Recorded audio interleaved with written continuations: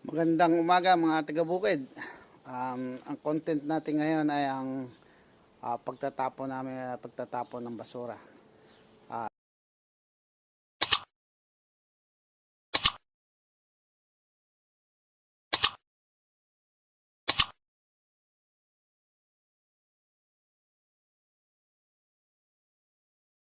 ah, Lilinisin ko lang tong mga yard namin dito at tatapon ako ng basura papunta doon sa garbage station.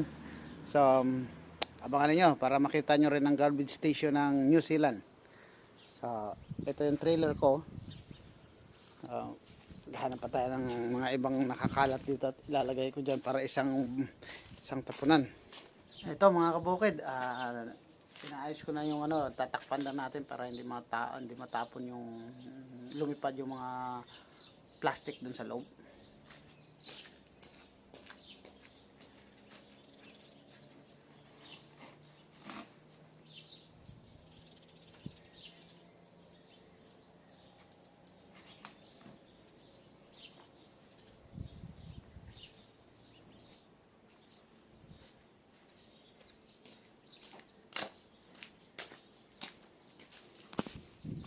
Yan mga taga-bukid, tapos na yung paglalagay natin ng cover.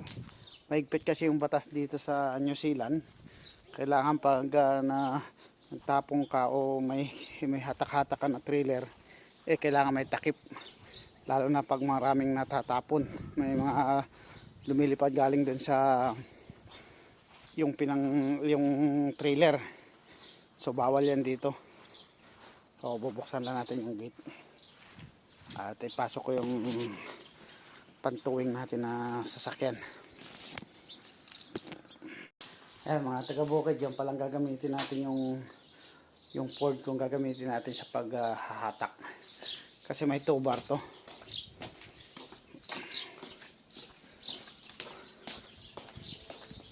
Yan. May 2 bar siya. Ito yung pang-rugged kong isang sasakyan, kaya itong gagamitin natin. Lalabas lang natin siya.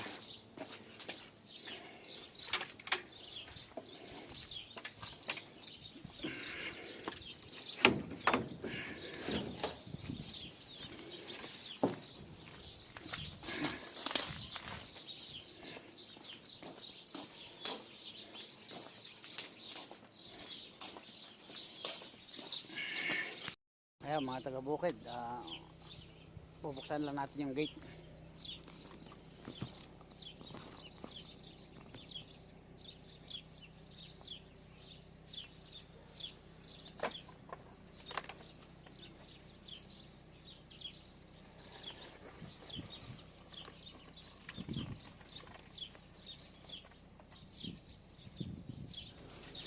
Putik-putik pa yung dito kasi tuloy-tuloy yung ulan, isang buwan at ulan.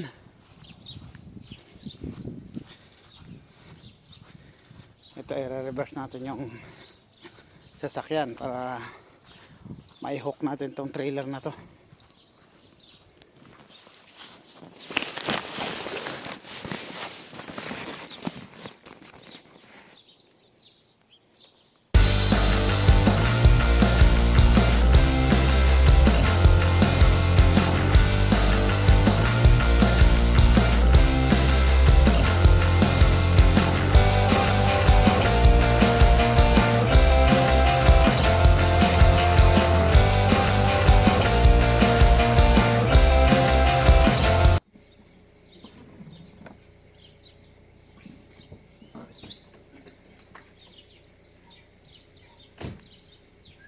Yan mga taga-bukid, i-hook na natin ngayon yung trailer. Ito.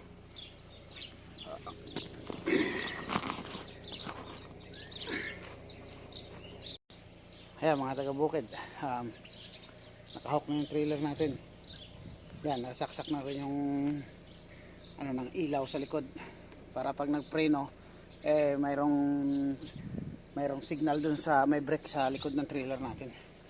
Ito, higpit ang batas dito kaya kailangan kumpleto ka, susundin mo yung mga protocol nila rito kung paano humatak ng trailer.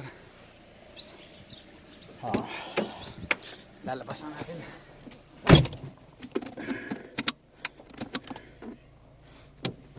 Ayan. Kaya mga kabukid, nakalabas na yung trailer natin. Ito na siya. Ayan, nakalabas na yung trailer natin. Sa gate na siya. Ayan. Kasara lang natin yung gate. Yung mga manok ko kasi nasa loob, baka lumabas.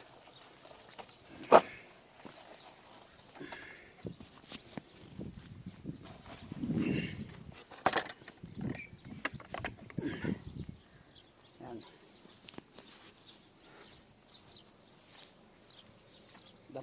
Damputin mga ganitong mga nakakalat dito kasi bawal to dito na sa council ba. May nag-chichi kasi rito, harapan ng bahay mo, kailangan linisin mo. Ayan, mga nakakalat. Mayroon kasi isang kahoy dito na tinatawag rubbish tree. Kung napapansin nyo yan, yung taas na yan, yan o. So kala mo parang nyug sa atin, laging ito yung mga ano nyo, mga dahon. So kailangan lilinisin mo to. Pag nagmower ka rito, sumasabit to sa mower. Oo. Yan, konti na lang. Pasok natin dito sa loob para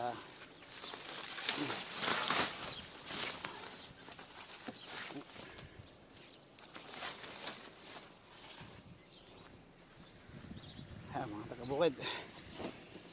Alas na tayo, pupunta na tayo ng garbage station.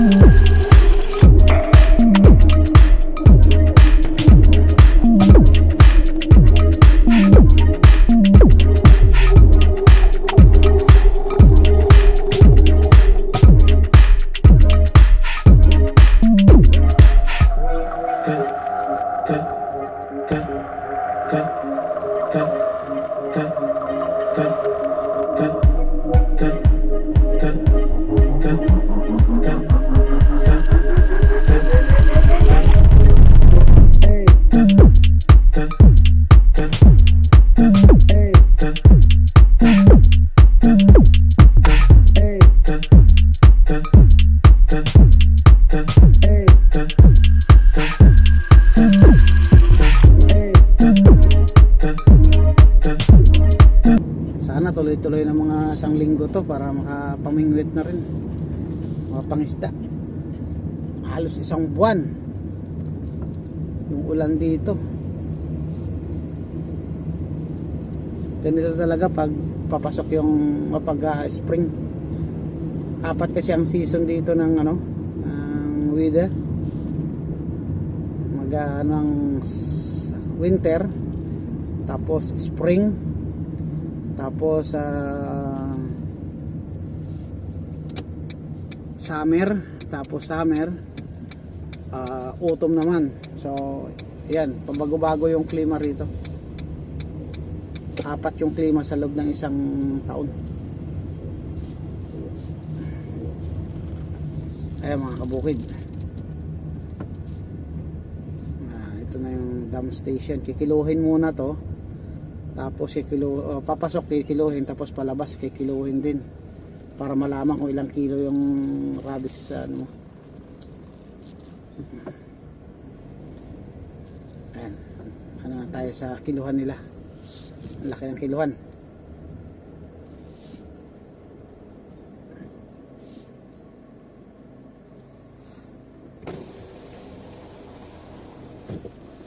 Rubbish or green wax? Green. General rabies. Rubbish. Yep.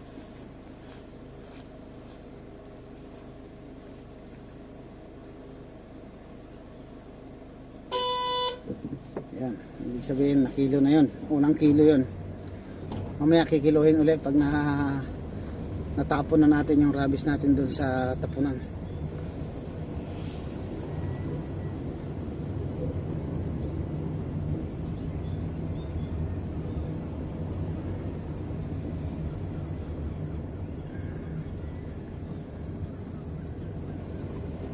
Ito yung dam station nila rito. Malinis, hindi katulad sa atin kasi sinusunod to kagad nila kinakarga sa sa truck. Ayan. Diyan natin ibababa yung rabies natin itong area na to. Nagre-reverse lang ako. Ganong kalinis mga kabukid yung mga nila rito. Yung tapunan ng basura.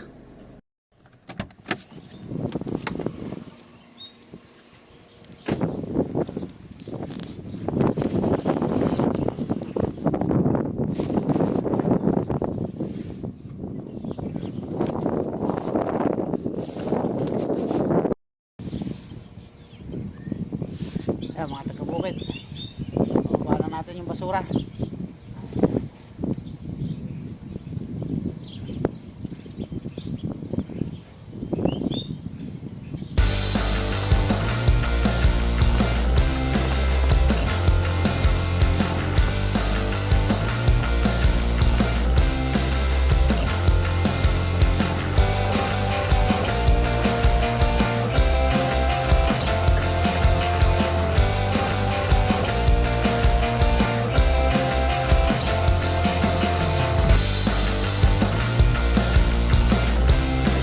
Bukid ang natira sa loob ng trailer.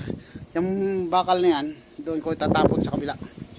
Ito kasi, ito magagamit pa to, compost kasi ito tinambakan ko lang ng basura to. So yan, ilalagay na rin doon sa basurahan doon. Sa malaki na yun. Yun, naghahakot sila rin.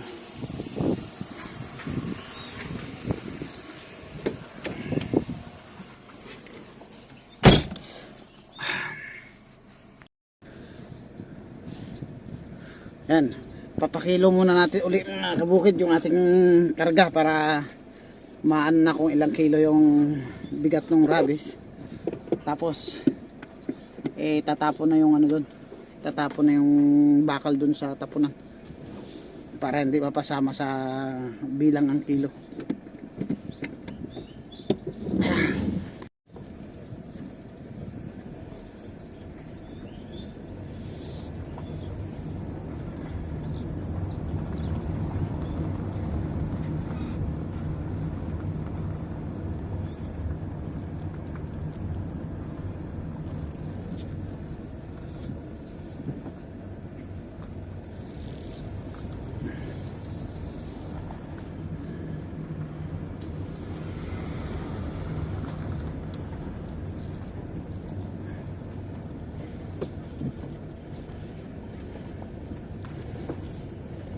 Yan mga kabukid, papakilo ulit natin. Ito na yung kiluhan.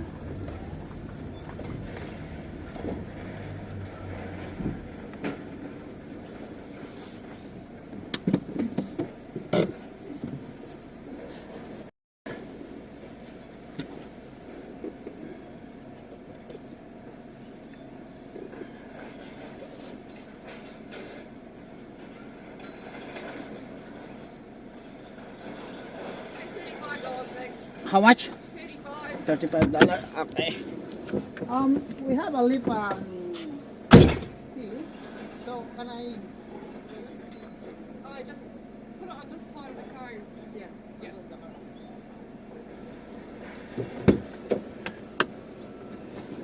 Yan. Tapos na tayo mga taga-bukid, magbayad. So, mga 2 buwan, yan yung aking naipon na basura sa bahay.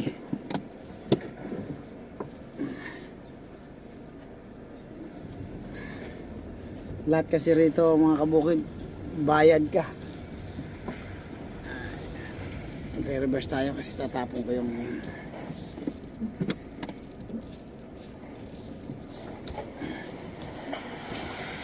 ito na lang.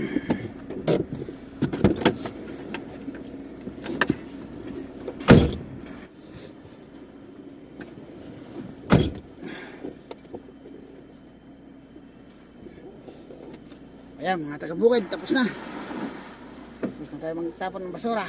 Mission accomplished.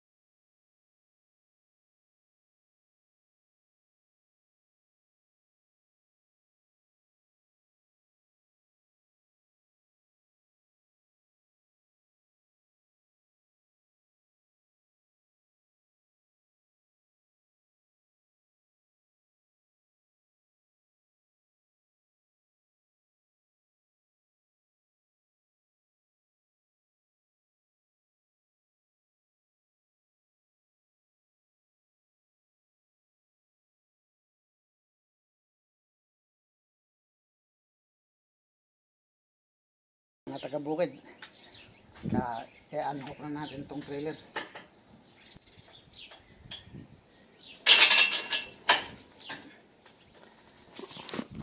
Ayan, ready na siya. Ready na sa susunod gagamitin.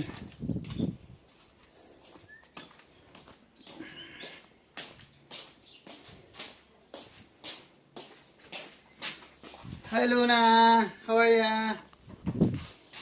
Yung aso namin, sa loob lang siya ng bahay, hindi siya makalabas. Pag lumabas kasi nagdudumi yung paa niya, kaya doon lang siya sa loob ng bahay, paikot-ikot. Pag ilalabas siya, pag i-jogging. Ayun, alaga kami.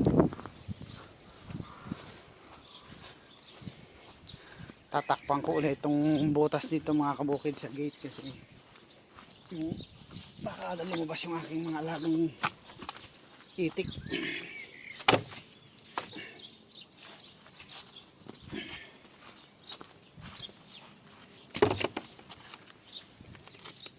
Yun, hindi siya makalabas dyan, siya magkasya.